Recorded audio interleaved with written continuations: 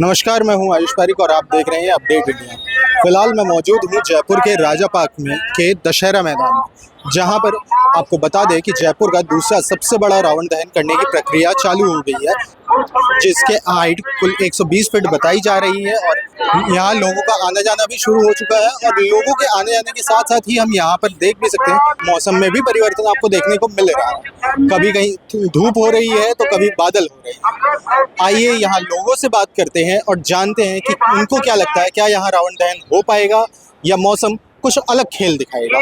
यहाँ पर जैसे ये दशहरा मैदान जो है, यहाँ पर बताया जा रहा है कि जयपुर का दूसरा सबसे बड़ा रावण दहन हो रहा है।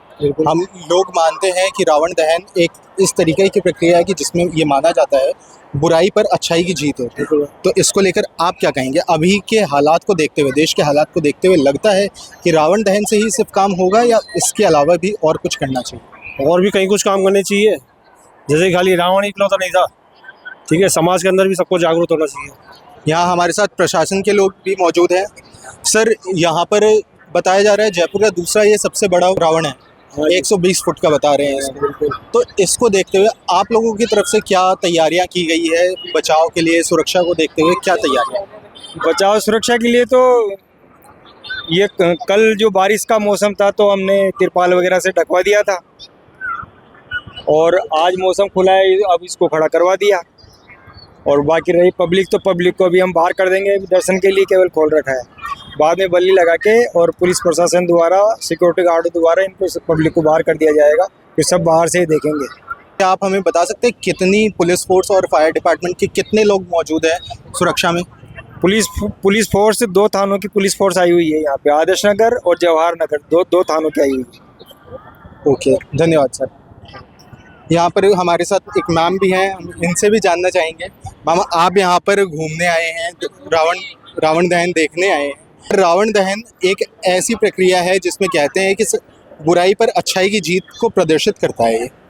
तो क्या आपको अभी के टाइम पे जो समाज में हालात चल रहे हैं, इसको देखकर लगता है कि रावण दहन ही सिर्फ एकमात्र हमारे पास उपाय बचा है या कुछ और भी चाहते हैं चेंजेस?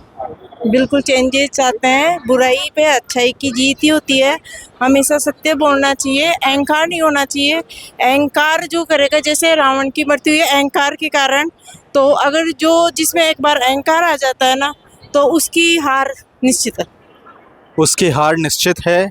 हमारे साथ और भी लोग हैं। मैम, आप क्या कहना चाहेंगे? मैं ये कहना चाहती हूँ कि हमारे समाज में जो बेईमानी, भ्रष्टाचार, झूठ और पाप जो इतना बढ़ रहा है, वो इस रावण के साथ जल जाए।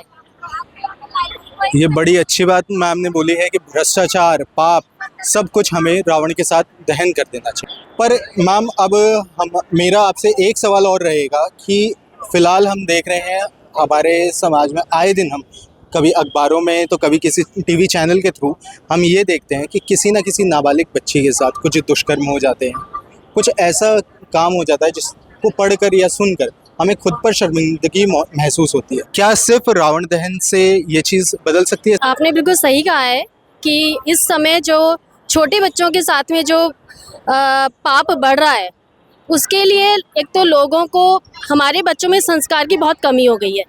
तो बचपन से ही बच्चों को संस्कार देना चाहिए। युवावस्था में बच्चों को समझाना चाहिए कि आप अपने छोटों के साथ कैसा व्यवहार करें, बड़ों से कैसा व्यवहार करें।